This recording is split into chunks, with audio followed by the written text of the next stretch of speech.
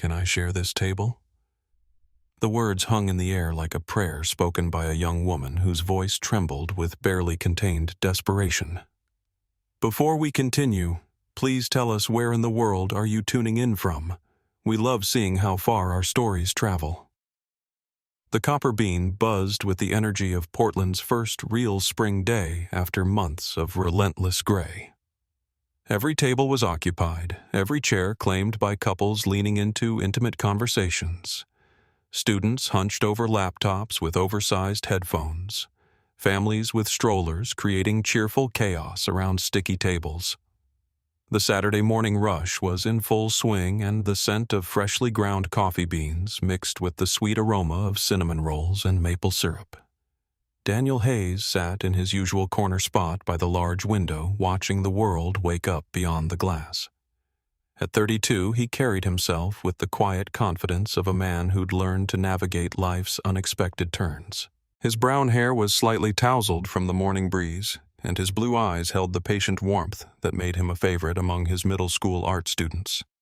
Today, like every Saturday for the past 2 years, he shared this sacred space with the most important person in his world.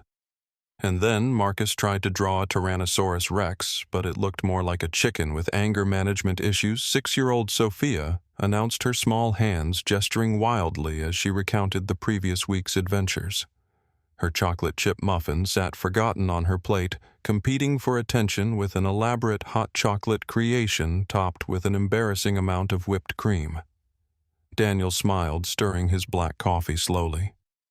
"That sounds like Marcus. Remember when he painted that landscape that looked like abstract explosions?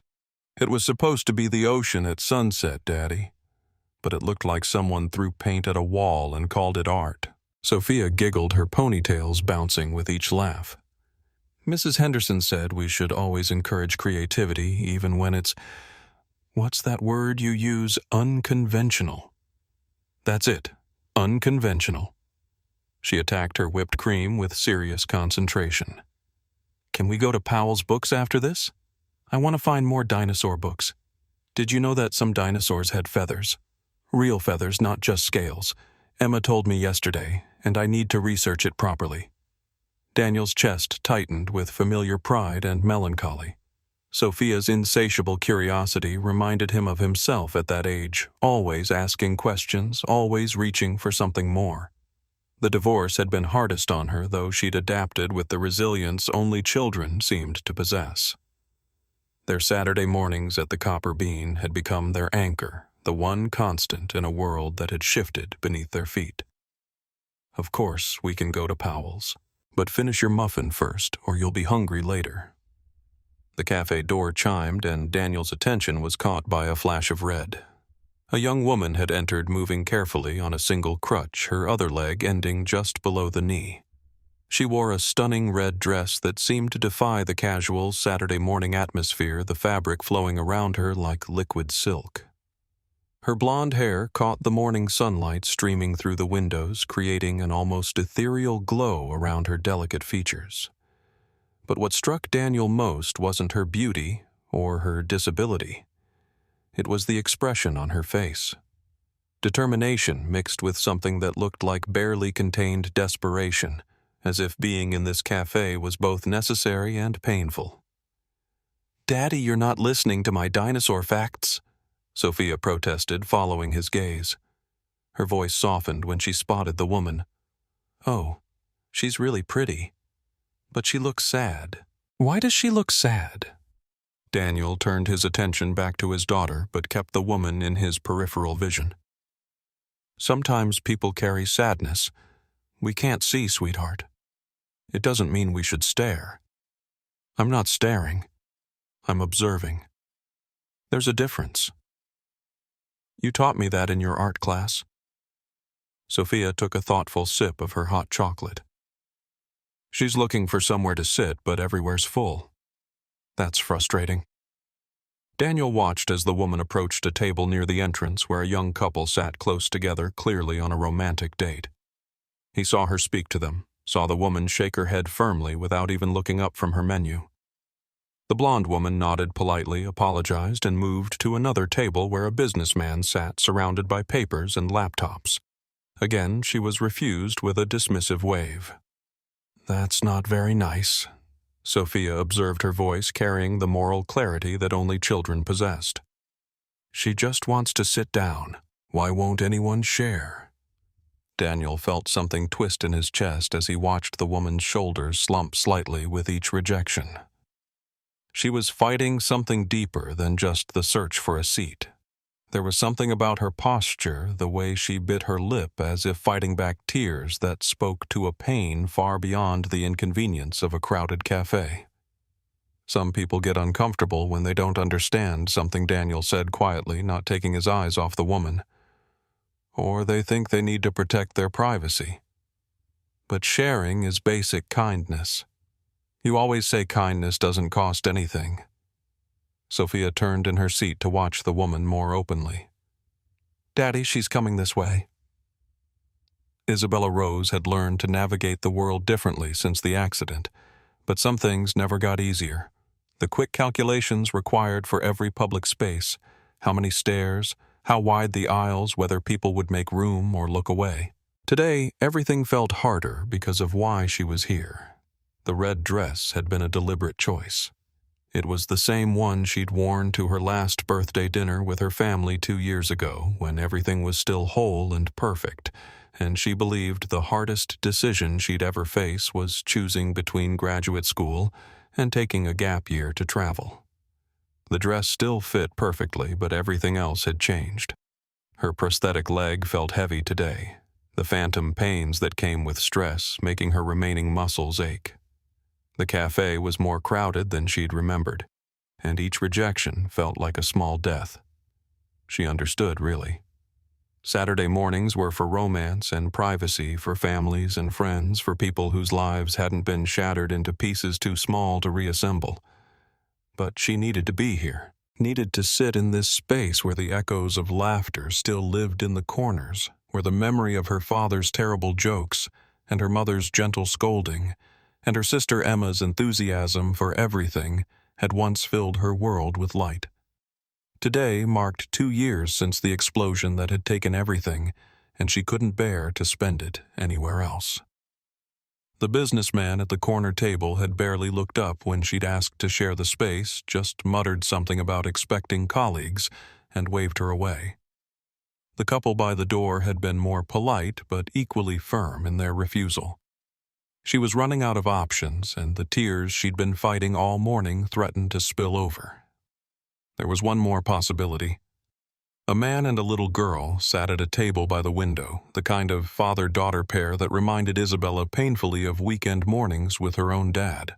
The man had kind eyes behind wire-rimmed glasses, and his daughter was chattering animatedly while demolishing what appeared to be enough whipped cream to feed a small village. Isabella took a breath, adjusted her crutch, and approached their table. This was it.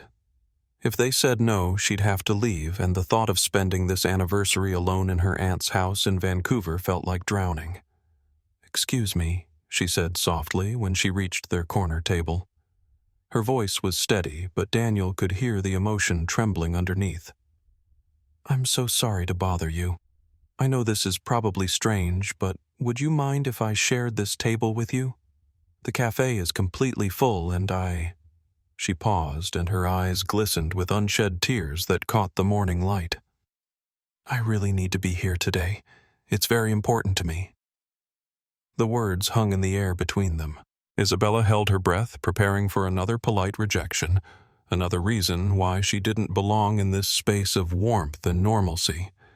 She was a disruption, an uncomfortable reminder that bad things happened to good people, that safety was an illusion and family could disappear in an instant. But instead of rejection, she saw something unexpected in the man's eyes. Recognition, maybe. Understanding of what it meant to need something that seemed impossible to ask for. Daniel Hayes stood immediately, his chair scraping softly against the hardwood floor. Without hesitation, he pulled out the empty chair across from them, his movement so fluid and natural that it seemed choreographed. "Of course you can." he said, his voice warm with genuine welcome. "Please sit. I'm Daniel, and this is my daughter Sophia." Relief washed over Isabella's face like sunrise breaking through storm clouds. The gratitude in her expression was so profound that Daniel felt his chest tighten with protective instincts he didn't fully understand. She wasn't just relieved to find a seat. She was overwhelmed by the simple act of being seen as human, as worthy of basic kindness. "Thank you," she whispered, settling carefully into the chair and propping her crutch against the wall beside her. "Thank you so much.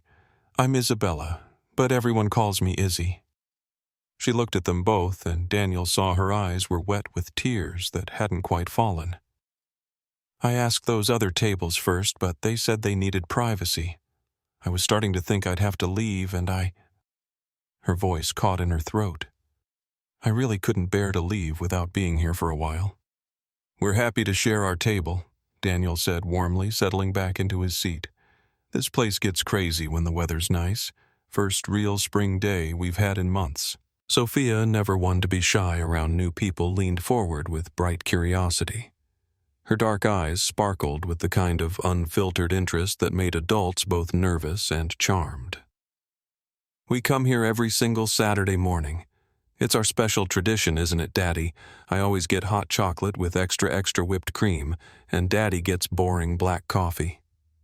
She wrinkled her nose at Daniel's plain white mug. "Do you like hot chocolate? It's way better than coffee." "Coffee tastes like burned water." Isabella smiled, and despite the sadness that seemed to cling to her like morning fog, the smile reached her eyes. "I love hot chocolate. That sounds absolutely perfect for today." A server appeared as if summoned by the mention of food, and Isabella ordered a large coffee and a blueberry scone. As the server left, Sophia launched into conversation with the unstoppable enthusiasm that only a 6-year-old could muster. "I'm in first grade and my teacher is Mrs. Henderson, and she has a class guinea pig named Sir Fluffington because he's very dignified and fluffy. Do you have any pets? I really want a cat, but Daddy says our apartment doesn't allow pets, which is silly because cats are basically small furry roommates who clean themselves." "I don't have any pets right now," Isabella said, her fingers wrapping around her coffee cup when it arrived as if she was trying to absorb its warmth through her palms. "But I used to have a cat named Luna. She was gray with white paws like she'd stepped in paint." "Luna. That's such a pretty name. My friend Rosa taught me that Luna means moon in Spanish. Her grandma only speaks Spanish, and she's teaching Rosa all these cool words." "Did you name your cat after the moon?" Isabella's smile widened, and some of the tension in her shoulders began to ease. "I did, exactly. She used to sit by my window at night and stare at the moon like she was having deep philosophical conversations with it." Daniel found himself relaxing as he watched the interaction between his daughter and this unexpected guest. There was something about Isabella that went beyond her obvious beauty and the mystery of her sadness. She listened to Sophia with genuine interest, not the polite attention most adults gave to children's chatter. She asked follow-up questions about Sir Fluffington and Rosa's Spanish lessons, gasped appropriately when Sophia described the great crayon incident of Tuesday morning, and laughed a real laugh when his daughter demonstrated how their guinea pig did somersaults in his cage. They'd been sitting together for about 15 minutes, the conversation flowing with surprising ease, when Isabella carefully set down her coffee cup. She looked at both of them with an expression Daniel couldn't quite decipher. Gratitude mixed with something deeper, more painful, as if she was about to share something that cost her everything to say. "I want to tell you both something," she said, her voice soft but steady. "The reason I needed to be here today specifically, it's because today is my birthday. I'm 24 today." Sophia's eyes went wide with pure delight, and without a moment's hesitation, without asking permission, or feeling any self-consciousness about being in a public space surrounded by strangers, she burst into song. "Happy birthday to you. Happy birthday to you. Happy birthday, dear Isabella." Happy birthday to you. Daniel immediately joined in his deeper voice, blending with his daughter's enthusiastic, slightly off-key soprano. The simple melody filled their corner of the cafe, transforming the mundane Saturday morning into something magical. Several nearby patrons looked up from their conversations, caught by the spontaneous celebration unfolding at Table 7. A woman at the neighboring table smiled warmly and added her voice to the final line. An elderly couple across the cafe, who'd been sharing a newspaper and silent companionship, looked up and began clapping in rhythm. The businessman who'd dismissed Isabella earlier glanced over with mild curiosity, and even he seemed touched by the pure joy radiating from their corner. When the song ended, Isabella had tears streaming down her face, but she was smiling through them with an expression of wonder that made her look years younger. Daniel saw something shift in her features, a crack in whatever armor she'd been wearing to protect herself from the world. That was... She wiped at her eyes with trembling fingers. That was the most beautiful thing anyone's done for me in a very long time. Thank you. Both of you. I can't remember the last time someone sang to me.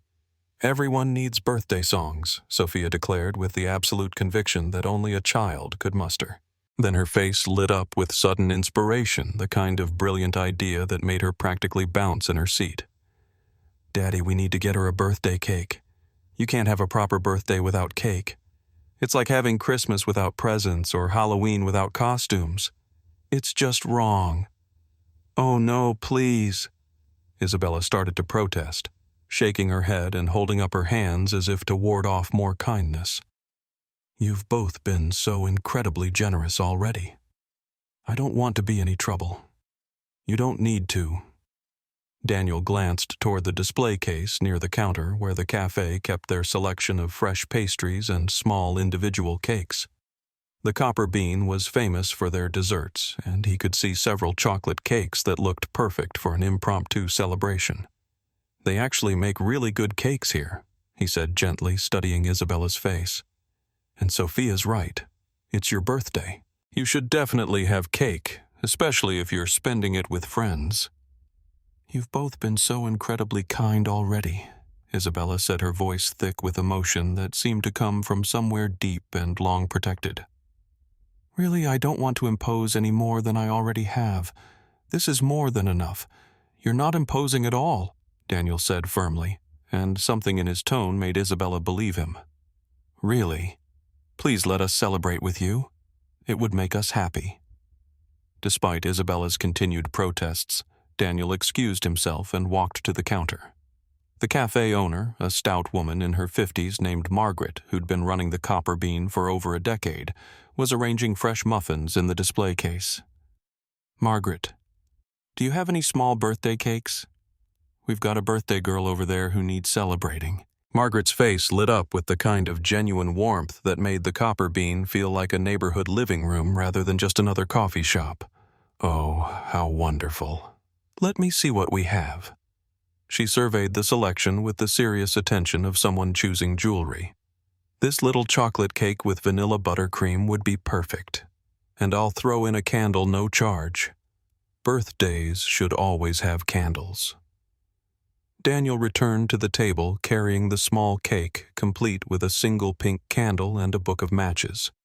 When he lit the candle, the tiny flame seemed to transform their corner of the cafe into something sacred and special. Several people at nearby tables noticed, and someone started humming Happy Birthday again. Soon, their entire section of the cafe had joined in for an encore performance. Isabella closed her eyes, her lips moving silently as she made a wish that seemed to come from the deepest part of her soul. She blew out the candle with the careful attention of someone who understood that wishes were precious and not to be wasted. A small ripple of applause spread through the surrounding tables, and Isabella found herself laughing through fresh tears. I wished for hope, she said quietly, so only Daniel and Sophia could hear.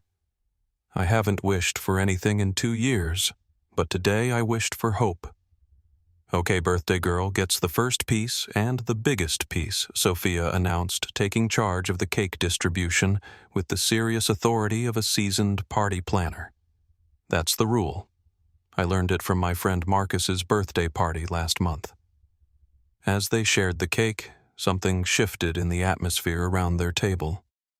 The sweetness of the moment, the unexpected kindness from strangers, the simple act of celebrating life in the middle of ordinary time seemed to crack open something in Isabella that had been locked tight for 2 years. This café, Isabella began, her voice barely above a whisper, staring down at her plate where chocolate crumbs mixed with vanilla frosting. This was my family's place, our Saturday morning tradition exactly like yours. Daniel felt his chest tighten with understanding. The significance of her need to be here, the desperation in her voice when she'd asked to share their table, suddenly made perfect sense. He glanced at Sophia, who had stopped eating her cake, her intuitive child sense picking up on the weight of what was coming.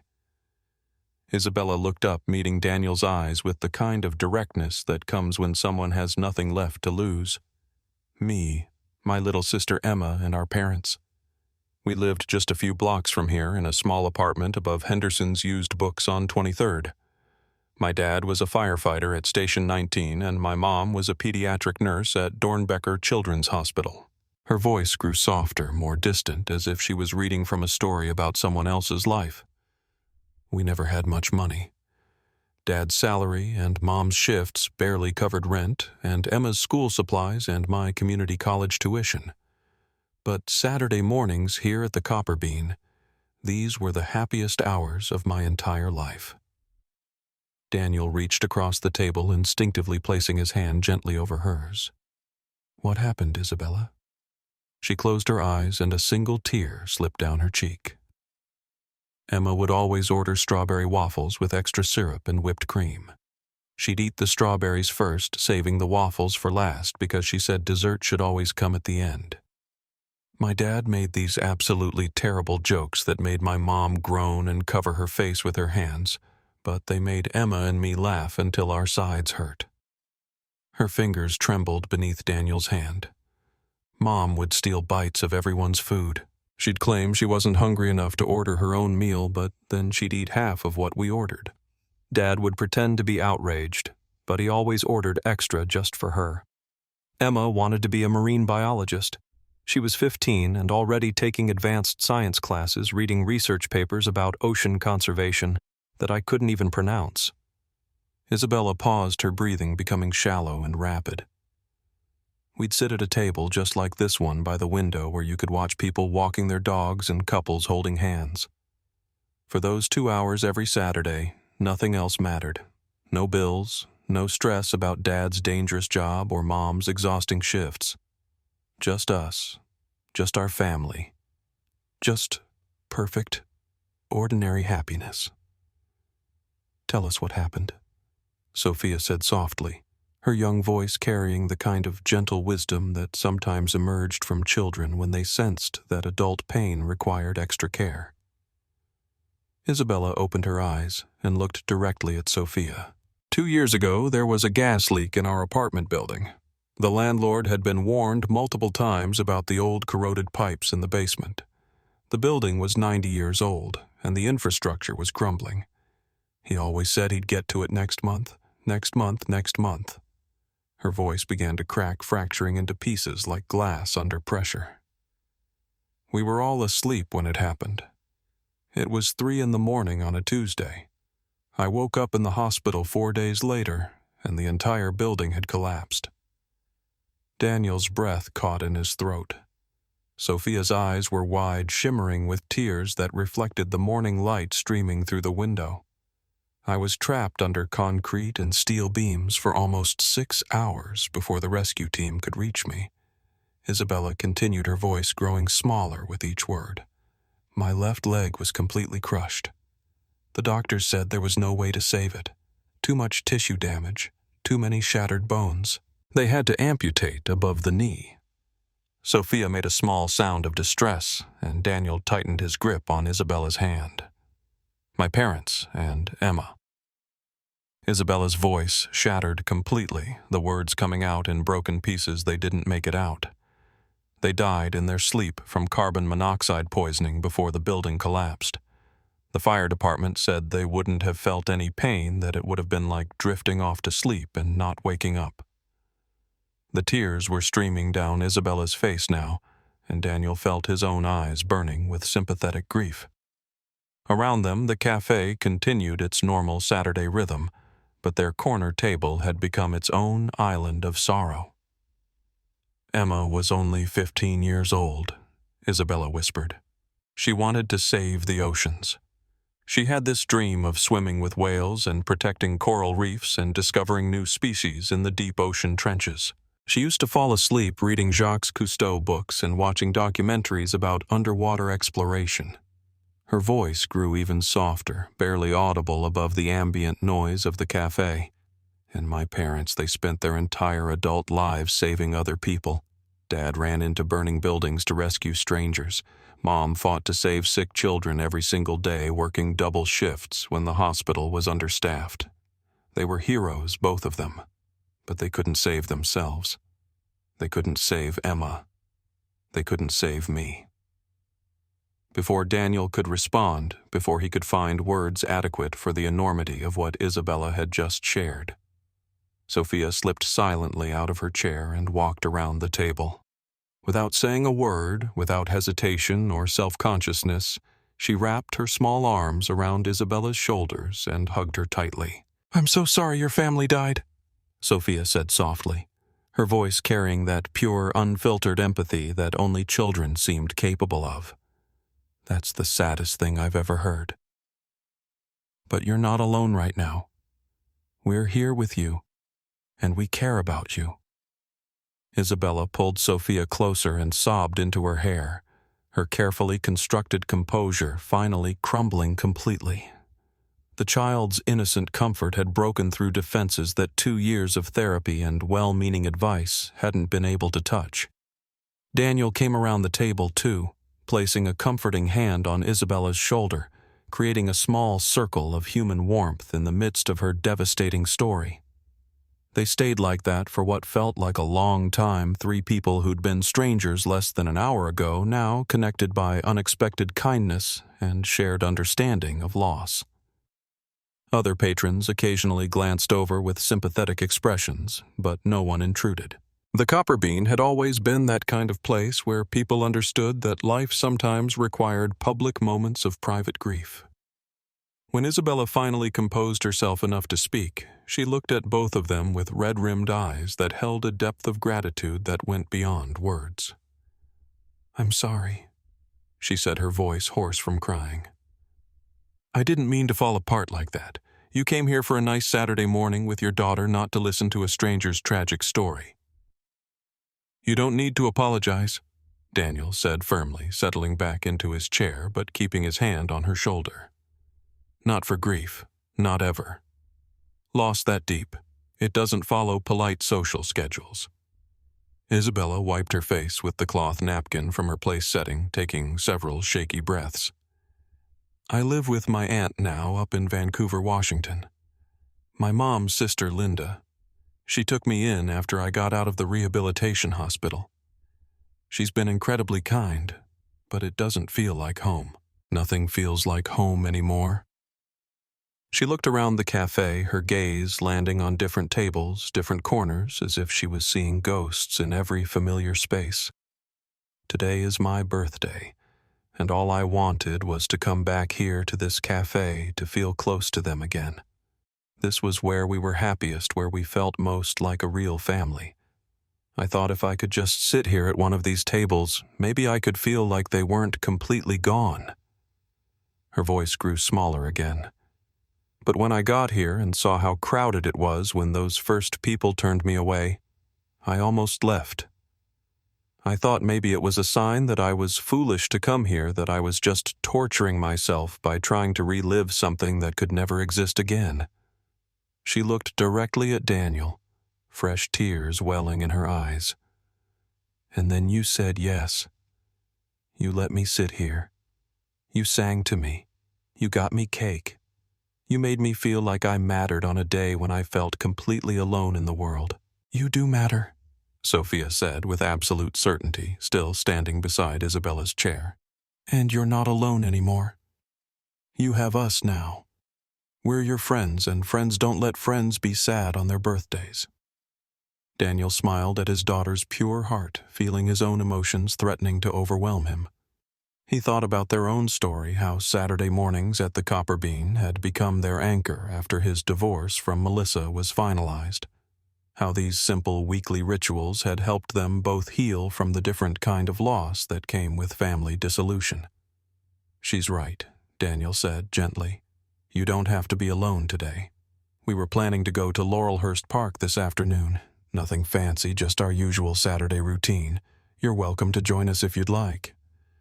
Isabella looked surprised, as if the invitation was so unexpected she couldn't quite process it. Are you sure I don't want to intrude on your father-daughter time?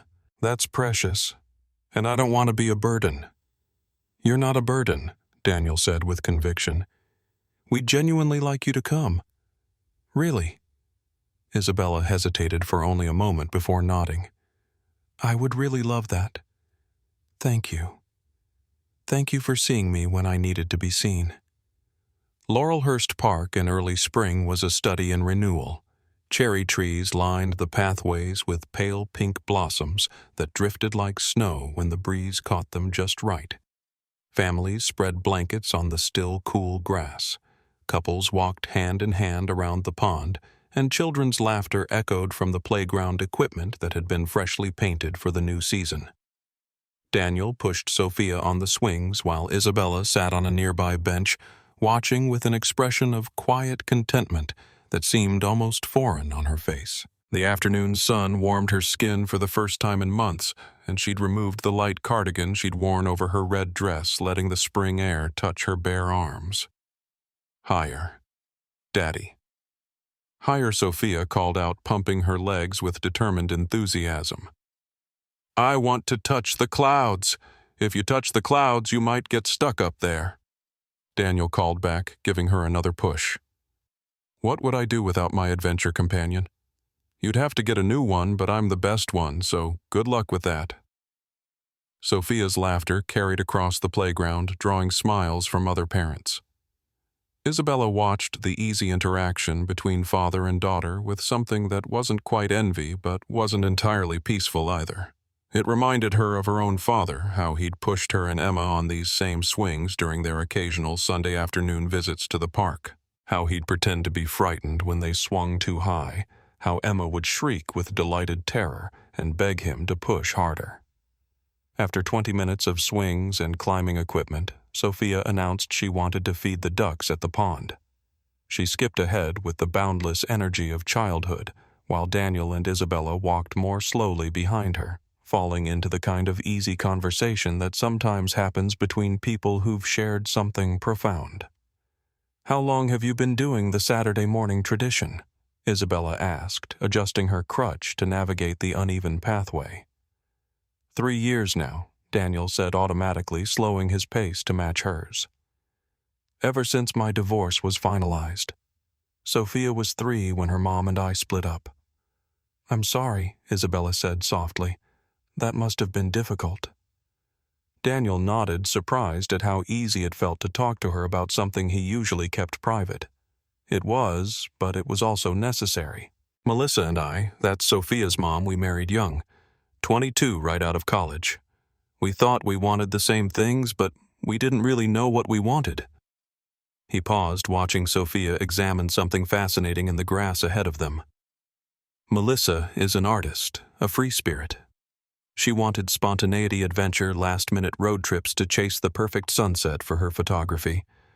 I'm more of a homebody. I like routines, quiet mornings, stability. Those aren't necessarily incompatible, Isabella observed.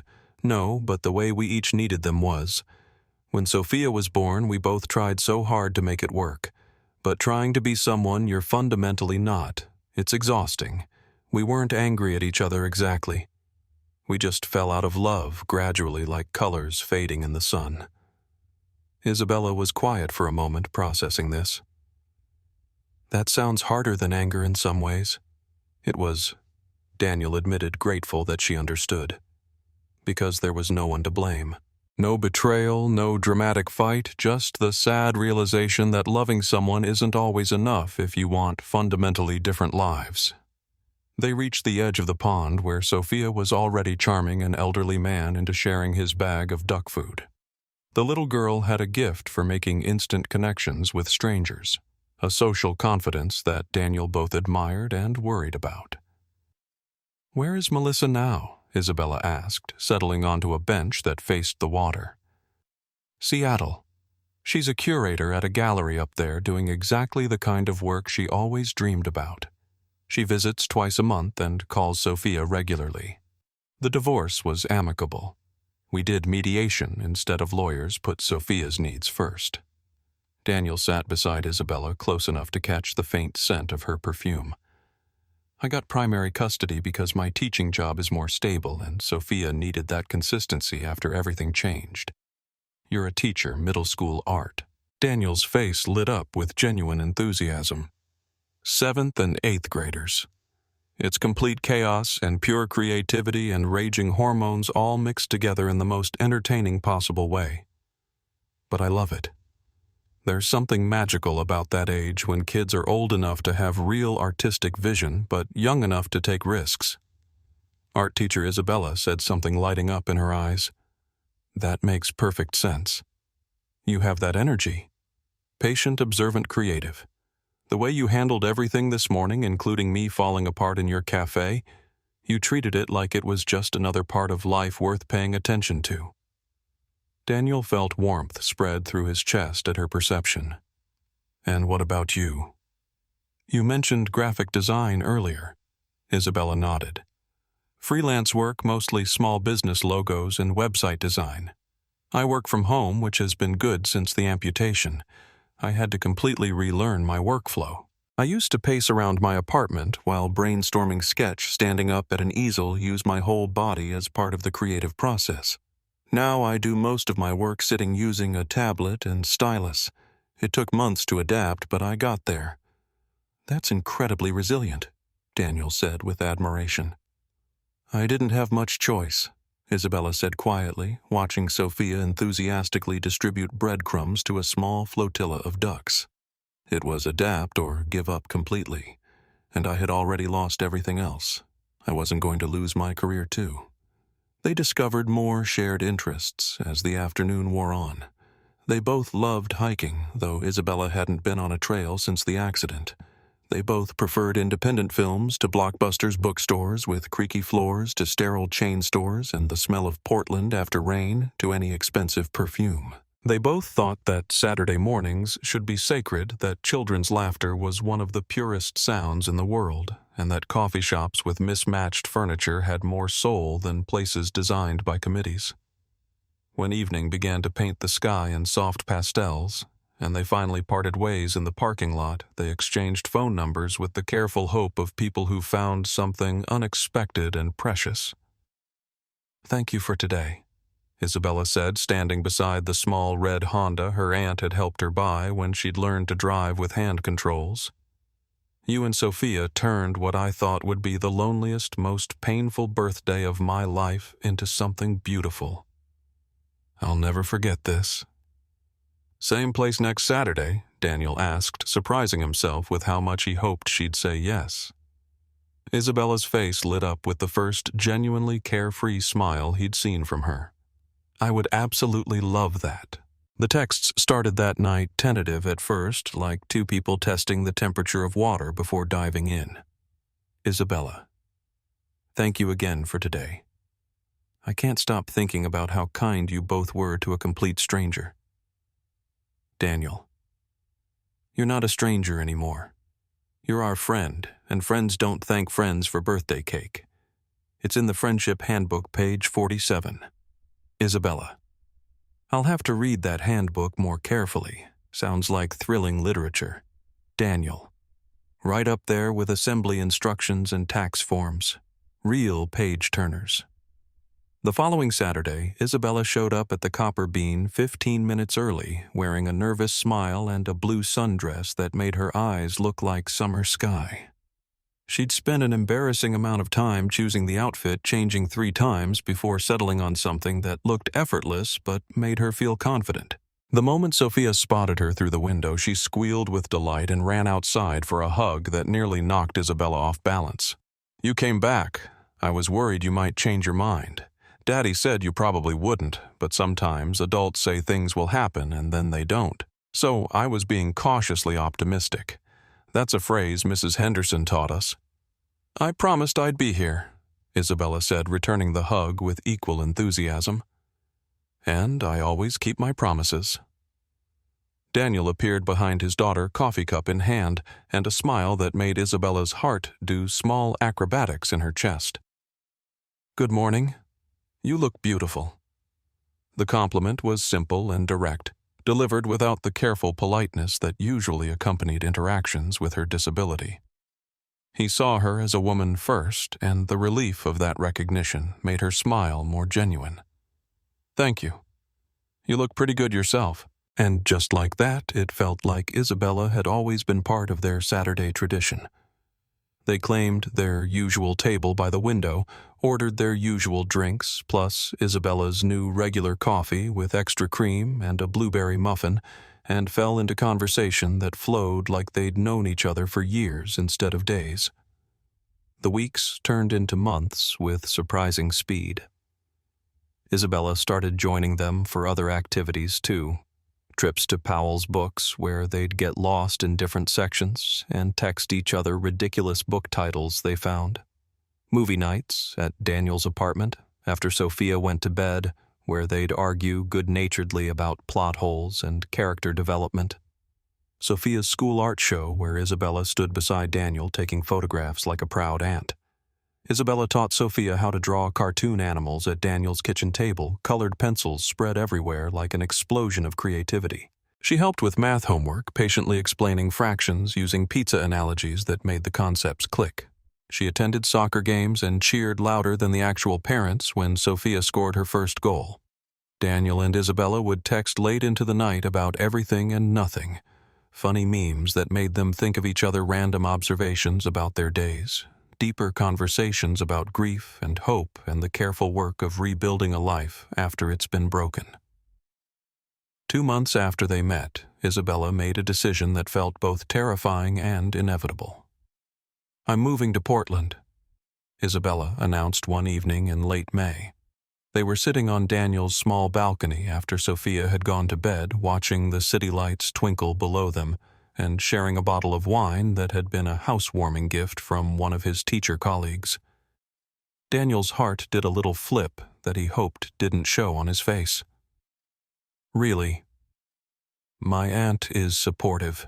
She knows I need to rebuild my life somewhere that feels like home, and living 2 hours away from the only place that holds my best memories doesn't make sense anymore."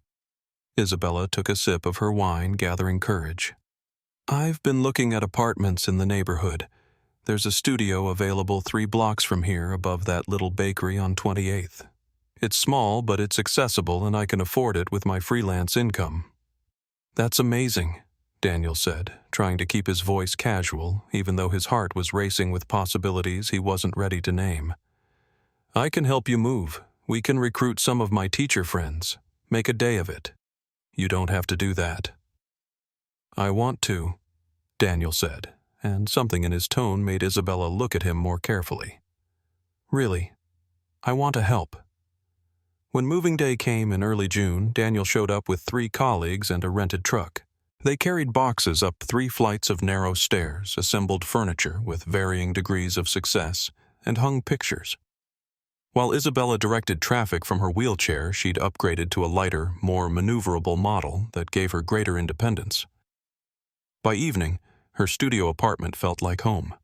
Sophia had insisted on bringing flowers from Daniel's garden, and Isabella's photographs of her family were arranged on the mantel alongside new pictures from their recent adventures. The space was small but filled with light, and for the first time since the accident, Isabella felt like she was building something new rather than just surviving.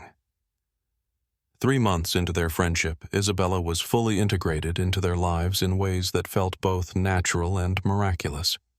She knew that Sophia hated Brussels sprouts but loved broccoli when it was prepared with cheese sauce. She knew that Daniel graded papers better with jazz music playing softly in the background, and that he had a tendency to get lost in his work and forget to eat lunch. She'd become the person Daniel texted first when something funny happened at school, the person whose opinion he valued about everything from curriculum decisions to whether Sophia was ready for a more challenging reading level. She was the person whose laugh made his entire day better, whose presence turned ordinary moments into small celebrations. And one afternoon in July, sitting in a coffee shop downtown, not the Copper Bean somewhere new they'd discovered during one of their explorations, Daniel realized his feelings had shifted from platonic affection to something much deeper and more complicated. Isabella was laughing at a story about one of her graphic design clients, her head thrown back in genuine amusement, the afternoon light catching her hair and making it look like spun gold. She was animated and relaxed in a way that showed how much healing had happened over the past few months, and Daniel felt his heart stutter in his chest. He was falling in love with her. Maybe had been for weeks without fully acknowledging it, but with that realization came fear. Isabella had been through tremendous trauma. She was 9 years younger than him. He had a daughter to think about, and Sophia's emotional well-being had to come first. What if he was misreading the signals between them? What if pursuing something romantic would ruin the friendship they'd built so carefully? What if Isabella saw him as a father figure, or a safe harbor rather than a potential partner? So he kept quiet, treasuring what they had while silently wishing for more, storing up moments of connection like a miser hoarding gold. 4 months into their friendship, everything changed with a single phone call on a Tuesday evening in late July. Daniel was grading student portfolios at his kitchen table while Sophia colored nearby, both of them comfortable in the familiar routine of quiet evening productivity.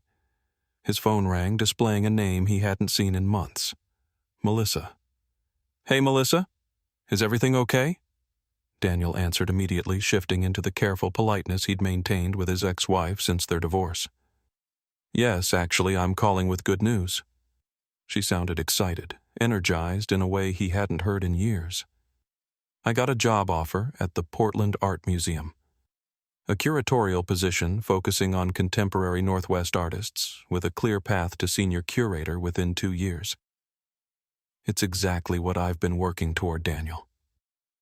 Daniel's hand tightened on the phone as implications began cascading through his mind. "You're moving back here. I'm planning to..." "Yes. I've been thinking about it for a while now, even before this opportunity came up. I've regretted not being more present in Sophia's life. Seeing her twice a month isn't enough anymore. I want to be a real mother to her, not just a visitor who brings presents and disrupts her routine." That's great, Melissa. Sophia would love to see you more often." "There's something else I wanted to talk to you about," Melissa said, her voice softening in a way that made Daniel's stomach drop with premonition. "I've been doing a lot of therapy, a lot of self-reflection over these past 3 years. I've been thinking about our marriage." Daniel felt like the air had been sucked out of the room. "Melissa, hear me out," she said quickly. "We were so young when we got married. We let stress and our differences pull us apart instead of finding ways to grow together. But maybe we gave up too quickly. Maybe with some time and growth and maturity we could try again. Not immediately, of course, but eventually." Daniel stared at Sophia, who was carefully coloring a dragon with what appeared to be rainbow scales, completely absorbed in her artistic vision and unaware that her world might be about to shift again. "Think about it, Daniel. A real family for Sophia. Both her parents together giving her the stability and love she deserves. The kind of intact home we both wanted as children. I don't know what to say. You don't have to say anything right now. I know it's a lot to process. Just think about it for Sophia's sake, if nothing else." After they hung up, Daniel sat frozen at the table, his mind spinning in circles between possibility and impossibility, between the life he'd built and the life Melissa was offering to rebuild. Sophia looked up from her coloring, her crayon poised in midair. Was that Mommy yes, sweetheart? Is she coming to visit soon? Daniel took a breath, trying to process everything while maintaining the calm exterior Sophia needed. Actually, Mommy might be moving back to Portland for a new job. Sophia's face exploded with joy that made Daniel's heart ache. Really? Mommy's coming back here.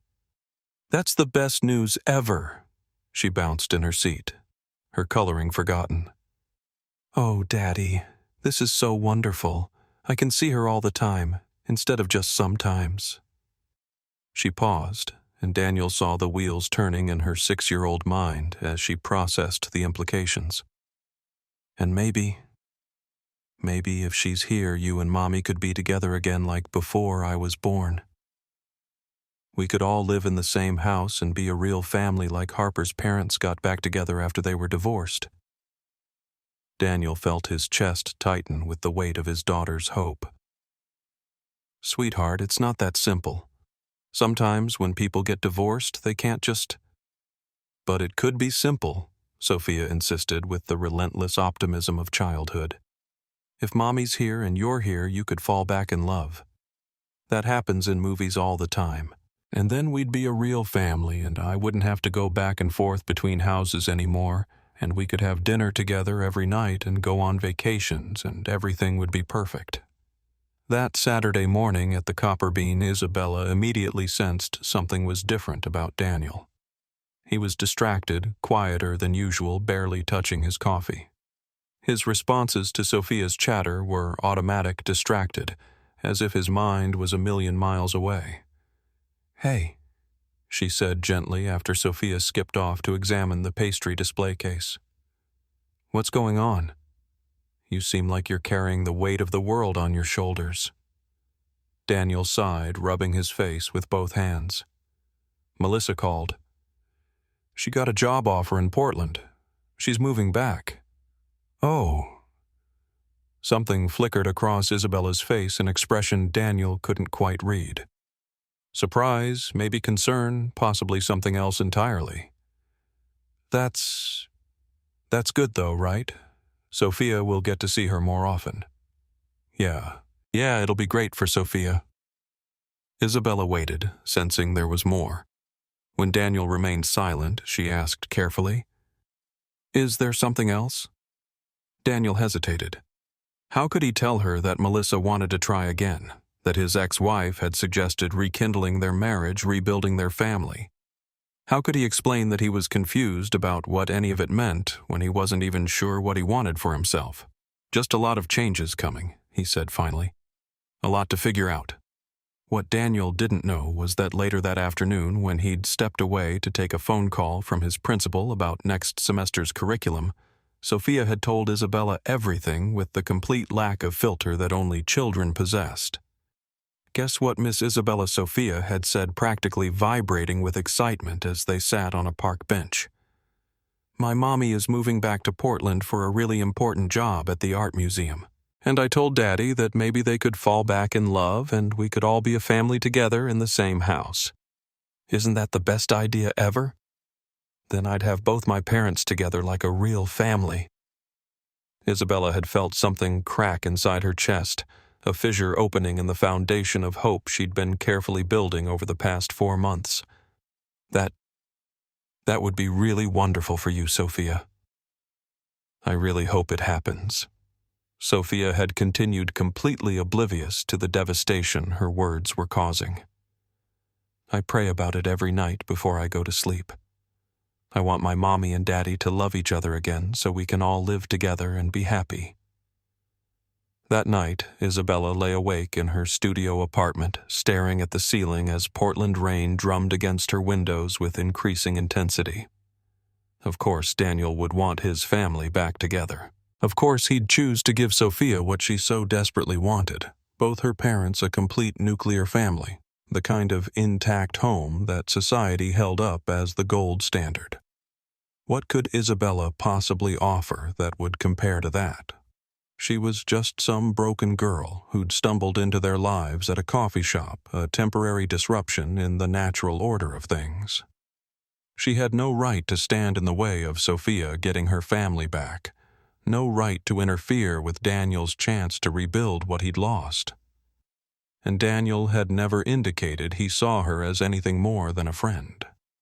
She'd been foolish to let herself fall in love with him, foolish to imagine that their connection might be mutual, foolish to think that someone like him would want someone like her when he could have his real family back. Over the next 2 weeks, Isabella slowly began pulling away. It started with small changes, minor cancellations that seemed reasonable on their surface. Daniel, want to come over for movie night Friday? Sophia picked out something about talking animals. Isabella, I can't. Sorry. Swamped with a big freelance deadline. Daniel, Saturday coffee as usual. Isabella, not feeling great this weekend? Rain check. Daniel, everything okay? You seem distant lately. Isabella, just busy. Work stuff. You know how it is. Each exchange felt like a small death to Isabella, but she convinced herself it was the right thing to do. She was protecting Sophia's chance at happiness, protecting Daniel's opportunity to rebuild his family, protecting herself from the inevitable moment when they realized she was excess baggage in their real life. By the third Saturday without Isabella, Sophia was genuinely distressed. She sat at their usual table in the copper bean, looking around with confused, hurt eyes that made Daniel's heart ache. "Where's Miss Isabella?" she asked, her voice small and wounded. "Why doesn't she come anymore? Did we do something to make her mad?" "No, sweetie. She's just been busy with work." But she was never too busy before Sophia said, her bottom lip trembling with the kind of emotion that preceded a complete meltdown. "She always had time for us. She always said we were important. I miss her, Daddy. She's my friend, and I don't understand why she doesn't want to see us anymore. I miss her, too." Daniel admitted, the words coming out more raw than he'd intended. That evening, after putting Sophia to bed with promises that they'd figure out what was wrong with Miss Isabella, Daniel sat on his couch, trying to make sense of everything. Isabella's withdrawal had started right after he'd mentioned Melissa's return, right after Sophia had been so excited about her parents potentially getting back together. The realization hit him like cold water to the face.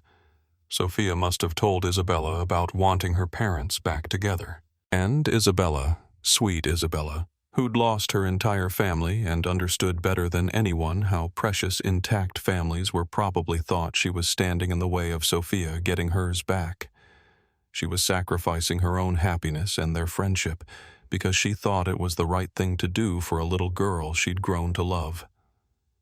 Daniel grabbed his keys. 20 minutes later, he was standing outside Isabella's apartment door, his heart pounding with urgency and determination.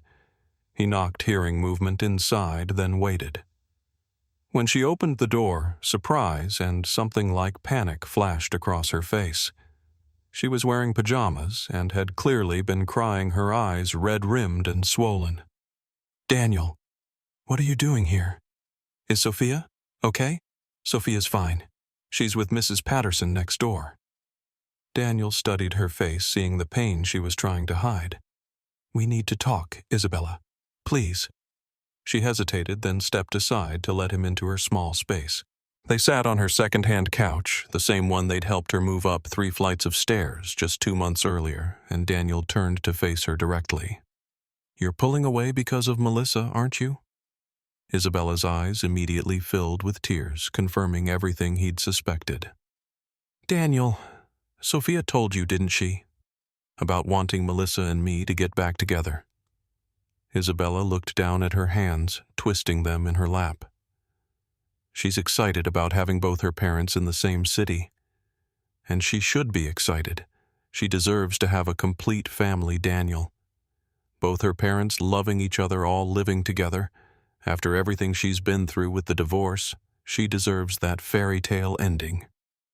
Isabella, look at me. Please? Daniel said firmly, reaching for her hands. She met his eyes, and he saw tears spilling down her cheeks that caught the lamplight like scattered diamonds. I need you to understand something. Daniel continued, his voice steady and certain. Melissa and I are not getting back together.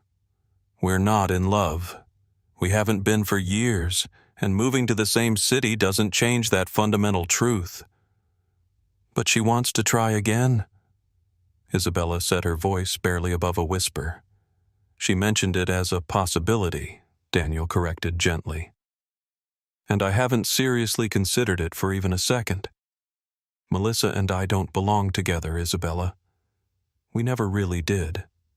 We were young and in love with the idea of love, but we weren't compatible as life partners. That hasn't changed. But Sophia wants... Sophia is 6 years old, Daniel said, his voice gentle but firm. She has fantasies about fairy tale endings where everyone lives happily ever after in the same house. But that's not reality, and it's not what's best for her. Melissa and I can both be excellent parents to Sophia without being married to each other. Sophia will understand that as she gets older. Isabella's breath was coming in short, shaky gasps. Daniel, I can't...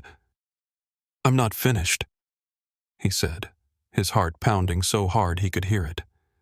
I need to tell you something, and I need you to really hear me. These past 4 months have been some of the happiest of my life since my divorce. Not because of convenience or circumstance, but because of you. Isabella's eyes widened surprise, replacing some of the pain in her expression. Because you make me laugh in ways I forgot I could. Daniel continued, the words pouring out of him like water through a broken dam.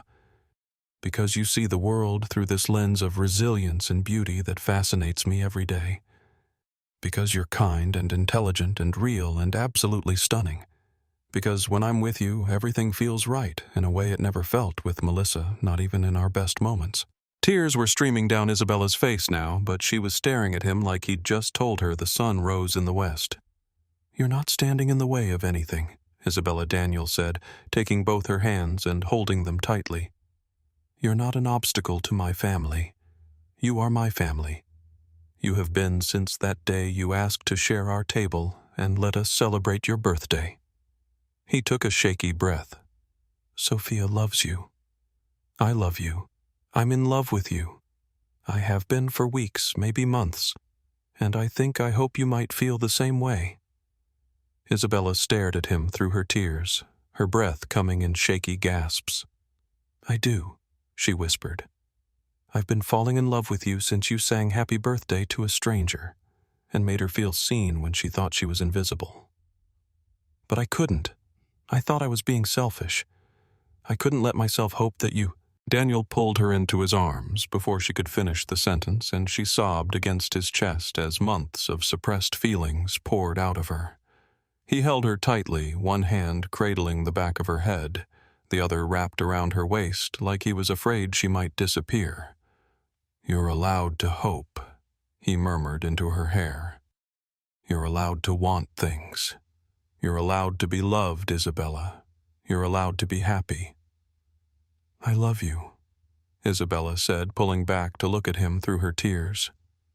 I love you so much, and I love Sophia, but I'm so scared. Of what? Of messing this up. Of you realizing I'm not enough. Of Sophia resenting me for not being her mother. Of...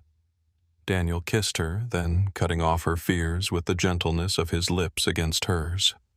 It was soft and sweet and full of months of unspoken longing, full of all the words he'd been too afraid to say. When they pulled apart, he rested his forehead against hers, his hands cupping her face like she was something precious and fragile. You are enough, he said firmly. You are more than enough, and we'll figure everything out together. Melissa moving back the new custody arrangement, all of it. But please don't pull away from us again. Don't leave us. We need you. I won't leave, Isabella promised, her hands clutching his shirt like a lifeline. I'm so sorry I tried to. I'm so sorry. You don't have to apologize, Daniel said, kissing her forehead. You were trying to protect Sophia's happiness. I understand that. But you being in our lives is what's right for all of us. They held each other for a long time, the Portland rain continuing its steady rhythm against the windows, washing away fear and doubt, and leaving only truth between them. The next morning, Daniel sat Sophia down for an important conversation at their kitchen table. His daughter was working her way through a bowl of cereal with the methodical attention she brought to all breakfast foods. "Sweetie, I need to talk to you about Mommy moving back to Portland." Sophia looked up at him with hopeful eyes, a spoonful of cereal halfway to her mouth. "Mommy and Daddy both love you more than anything in the entire universe," Daniel began carefully. "And Mommy wants to move here so she can see you much more often, which is wonderful." He took a breath. "But Mommy and Daddy are not getting back together." Sophia's face fell, her spoon clattering back into the bowl. "But why, if she's here?" "Because sometimes people who care about each other realize they're better as friends than as married people. Mommy and I tried really hard when we were married, but we just weren't happy together the way married people should be. We made each other sad more than we made each other happy. But I want us all to be together," Sophia said, her voice quavering as tears welled in her eyes. "I want to have a real family like other kids. I know, sweetheart, and I understand why you want that.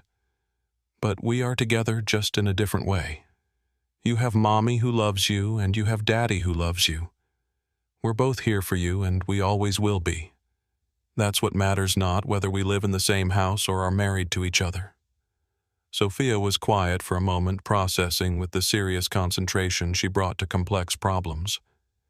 "Is it because of Miss Isabella?" she asked finally. "No," Daniel said firmly, taking her small hands in his larger ones. "Mommy and I made our choice to divorce long before I ever met Miss Isabella. That had nothing to do with her."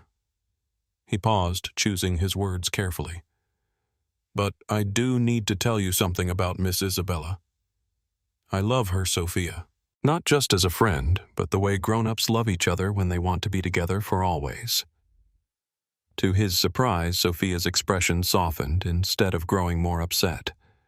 "Like boyfriend and girlfriend." "Yes, exactly like that." Sophia was quiet for another moment, her 6-year-old mind working through emotions that were complicated even for adults. Then she said, "I like Miss Isabella. She's really nice, and you smile a lot more when she's around. You laugh more too, the way you used to before you and Mommy got sad with each other." Daniel felt tears prick his eyes. "I do smile more when she's around. Can she still come to Saturday coffee with us?" "Always, sweetheart. Always." Sophia nodded slowly, then climbed into Daniel's lap and hugged him tightly. "I still wish you and Mommy could be together," she said honestly, her small voice muffled against his chest. "But I guess if you're happy with Miss Isabella, that's okay too. She makes you laugh, and she helps me with my art projects, and she never gets impatient when I ask lots of questions. Thank you for understanding, baby girl," Daniel said, holding her close. "Can I call her Aunt Isabella now?" Daniel's heart swelled with love for his compassionate, adaptable daughter. "You can call her whatever feels right to you." When Melissa moved back to Portland 6 weeks later, she and Daniel worked out a new custody arrangement over coffee at a neutral café downtown. Sophia would spend every other weekend with her mother, and one evening during the week for dinner. It took some adjustment for everyone involved, but it worked. The first time Melissa came to pick up Sophia from Daniel's apartment, she met Isabella. After Sophia ran excitedly to pack her overnight bag, chattering about all the things she wanted to show her mother, the two women stood somewhat awkwardly in the doorway.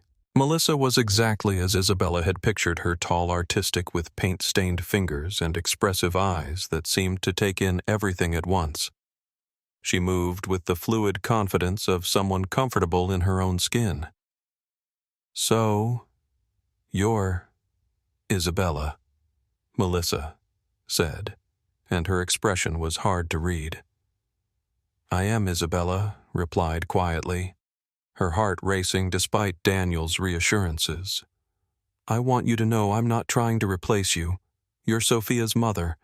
I would never—" I know, Melissa interrupted, and to Isabella's surprise, she smiled. It was genuine, reaching her eyes and transforming her whole face. "Sophia talks about you constantly. Miss Isabella taught me this. Miss Isabella said that. I can tell she loves you, and I can see that you make Daniel happy in ways I never could."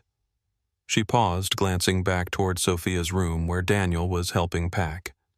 "I thought I wanted to try again with him when I first decided to move back. But the truth is, I was lonely in Seattle, and I confused wanting to be a better mother with wanting to be his wife again. Those are two very different things." Melissa looked back at Isabella with genuine warmth. "I'm actually glad he found you. Take care of them, okay? They're both pretty special." Isabella felt tears spring to her eyes. "Thank you. That means more than you know. Just take good care of my girl, Melissa," said her voice soft with maternal protectiveness. "Not just Sophia Daniel, too. He deserves someone who sees how wonderful he is." "I will," Isabella promised. "I absolutely will." Over the following months, the three adults developed a respectful co-parenting relationship built on their shared love for Sophia. There were awkward moments and necessary adjustments, but they navigated them with grace and maturity, always putting Sophia's well-being first. 8 months after that first meeting at the Copper Bean on a Saturday morning at their usual table, Daniel got down on one knee. Sophia stood beside him wearing her best dress and holding a small velvet box practically vibrating with barely contained excitement. The café had quieted other patrons, noticing what was happening in the corner where a beautiful love story had begun with a simple question about sharing a table. Isabella rose. Daniel said, taking her hand while she stared at him in complete shock. "That day you asked to share our table, you changed our lives completely. You brought light and love and laughter back into our world. You showed me what real partnership looks like, what it means to build something together instead of just existing side by side." His voice wavered with emotion. "You've been patient with our adjustments, gracious with Melissa. Everything I didn't know I needed and more than I dared to hope for." Sophia opened the box to reveal a beautiful ring, simple and elegant, with a diamond that caught the morning light streaming through the window. "Will you marry us?" Daniel asked. "Will you officially become part of our family?" Isabella was crying and laughing at the same time, her hand covering her mouth in amazement. "Yes," she cried, not hesitating for even a second. "Yes. Absolutely, completely, forever, yes." The entire café erupted in applause. The same patrons who'd sung Happy Birthday 8 months ago were now celebrating this new beginning, this proof that love could bloom in the most unexpected places. Daniel slipped the ring onto Isabella's finger and kissed her while Sophia threw her arms around both of them, creating a tangle of love and joy and promises. 6 months later, they married on a warm Saturday morning in September. The ceremony took place at the Copper Bean at the corner table where it had all begun. The cafe owner had closed the space for the morning, transforming it with simple white flowers and strings of lights that made everything look magical. Sophia was the flower girl wearing a green dress she'd picked out herself, and she announced to anyone who would listen that she'd known they were in love for forever and ever, and that she was basically a matchmaking genius. When it was time for vows, Daniel spoke first. "Isabella, when you asked if you could share our table, you gave me more than company for coffee. You gave me hope. You taught me that families aren't just born, they're built one kind moment at a time. You showed Sophia what resilience looks like, and showed me what love should feel like. I promise to always make room at our table for you to celebrate every birthday like it's the most important day of the year, and to remind you every single day that you are exactly where you belong." Isabella's hands trembled as she held his and spoke her own vows. "Daniel, I came to this cafe on the worst birthday of my life looking for ghosts. Instead, I found a future. You and Sophia didn't just let me share your table, you made room in your hearts. You taught me that grief and joy can exist together, that broken doesn't mean worthless, and that family is what you make it. I promise to love you both with everything I have, to honor the family you've welcomed me into, and to never forget that the best things in life start with a simple question. Can I share this table? When they kissed, the small gathering erupted in cheers. Sophia jumped up and down, and somewhere in the crowd, someone started singing "Happy Wedding Day to You," which made everyone laugh through their tears. They cut a small chocolate cake with vanilla buttercream frosting, exactly like the one from that first birthday. Isabella closed her eyes and made a wish, the same wish she'd been making for months. Gratitude for second chances, for unexpected love for the family she never thought she'd have again. 3 years later, their story had become the kind that people told at dinner parties and shared with friends who needed hope. Isabella's graphic design business was thriving, operating from a converted bedroom in their larger house, with space for Daniel's art studio and Sophia's ever-expanding book collection. They still kept their Saturday morning tradition at the Copper Bean, though now it included discussions of school projects and weekend plans and the comfortable chaos of a family that chose each other every single day. Sometimes Melissa joined them, bringing her girlfriend Sarah, and they'd push tables together to accommodate their modern, loving, complicated family structure. Sophia, now 9, would often tell new friends the story of how her dad and stepmom met, always emphasizing that the most important part was being kind to strangers, because you never knew who might become family. Their story had started with a birthday song and a slice of cake, with a young woman brave enough to ask for what she needed, and a single father kind enough to say yes. It had taught them all that sometimes the most broken moments create space for the most beautiful beginnings, and that love doesn't always arrive the way you expect it, but when it does, it's worth celebrating with cake and candles and the understanding that some tables are meant to be shared forever. If this story touched your heart, please don't just listen and walk away. Hit that like button to let us know this story moved you. Subscribe to our channel for more heartwarming stories like this one, because we share new tales of hope and kindness every week. And most importantly, share this video with someone who needs to remember that kindness creates miracles, that broken doesn't mean beyond repair, and that sometimes all it takes is making room at your table for someone who needs a place to belong. Your share might be exactly what someone needs to hear today. Thank you for being part of our community where every story matters and every act of kindness counts.